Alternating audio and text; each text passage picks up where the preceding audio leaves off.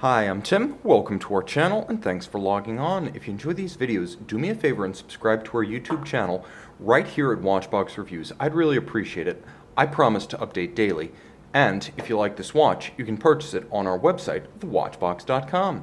Today we are discussing one of the stars of late 2015. It was a Watches and Wonders late year Hong Kong debut, and it is the Jaeger-LeCoultre Geophysic Universal Time, a combination of world time and deadbeat second with a handsome and innovative new sports-style movement architecture. The timepiece wears well on my wrist at 16 centimeters in circumference.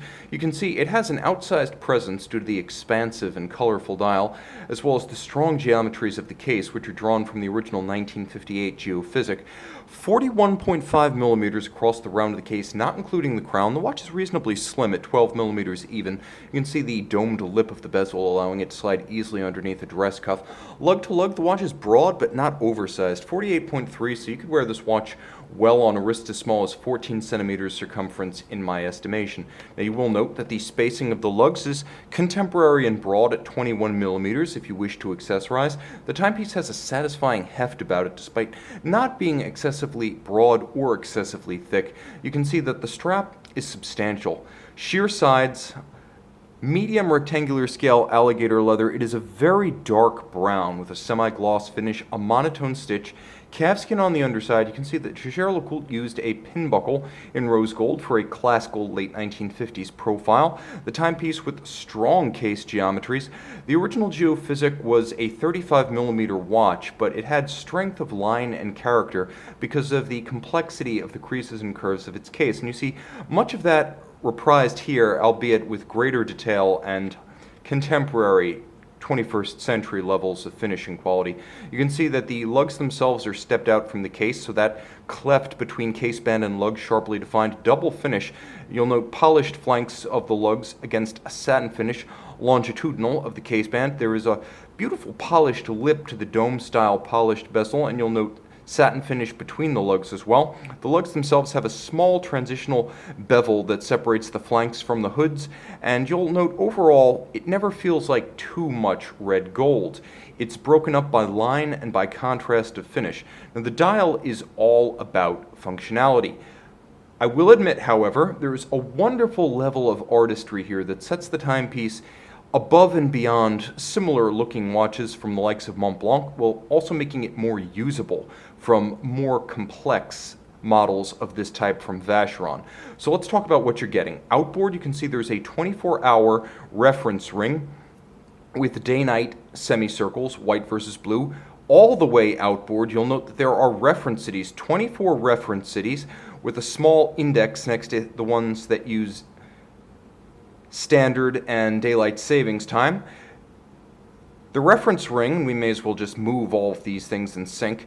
The reference ring moves as the hour changes. Now, if you wish to change your local hour, you can do so by pulling the crown to its intermediate position, and now you have the ability to jump the hour hand. You will note that the center dial is incredibly ornate. What appears to be a sort of satin metallic finished gold set of continents is exactly that. There are visible bolts on the dial, blink and you'll miss them though, locating the center dial at 6 o'clock and 12 o'clock, just above the cannon pinion at center. You will note that the dial has a lush blue gradient from almost silver in the center to a rich cobalt outboard, and that comes from a lacquered applique over the metal base. So several metals, several materials, textures, and colors, as well as a gradient stroke to the blue itself at play here. You will also note all applied rose gold indices and rose gold hands. Outboard, a curious location of the loom. This is a loomed watch, and the somewhat ecru off-white vintage patina style loom located on the inner bezel. The original 1958 Geophysic featured the loom radium back then, located on the inner face of the domed crystal, so creating some of that vintage aesthetic without the vulnerability that comes with loom attached to a crystal. You'll also note deadbeat seconds, as the true second and the universal time both feature a jumping seconds indicator that was the cardinal complication of the caliber 770, and this is caliber 772, which is the 770 with the world time added. Now you'll note it is an elaborate movement with a full balance bridge and a free sprung balance for shock resistance, laser welded hairspring at the stud and the collet for still more shock resistance. When you pull the crown, you'll note not only do we have hacking seconds, but we have a non-annular, that is non-ring shaped balance. It's like two anchors horizontally opposed, a yoke shape, and you'll note that the horizontally opposed back-to-back JL logo of the company is effectively the outer mass of the balance. So of course, because you have hacking seconds, you have stop seconds, you can synchronize the watch to a reference time. You will also note that the timepiece, though mostly machine finished, is nicely executed with linear Côte de Genève across the bridges. You'll also note real heat-blued, kiln-fired blued screws.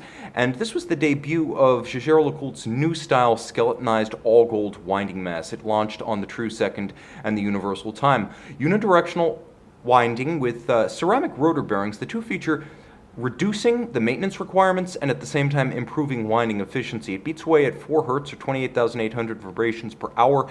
It does have a 40-hour power reserve, and if you look closely, you can see the spring-style root of the jump seconds complication, and you'll note the wheel coupled to the display jumping in 1 second increments. If you listen to this watch against your ear, you'll note it has two distinct heartbeats, one that's 8 beats per second and one that is 1 Hz or 1 beat per second. 50 meters water resistant. It's suitable for incidental contact with water, but I wouldn't consider this to be a swimmer. Whereas the original Geophysic was a hardcore sports watch, this one's more of a sporty dress watch. A world time that lets you read the time in any of the 24 principal reference zones of the world you can see, and make this one yours on the watch box. And we're back with the Jaeger-LeCoultre Geophysic Universal Time in Rose Gold. Bright and green by night, you can see the effectiveness of those bezel-mounted hour luminescent pips. Beautifully loomed at center. There's more punch to those hour and minute hands than you might have expected from the daytime shot. See it with full boxes, papers, and accessories by the light of day on the watch box.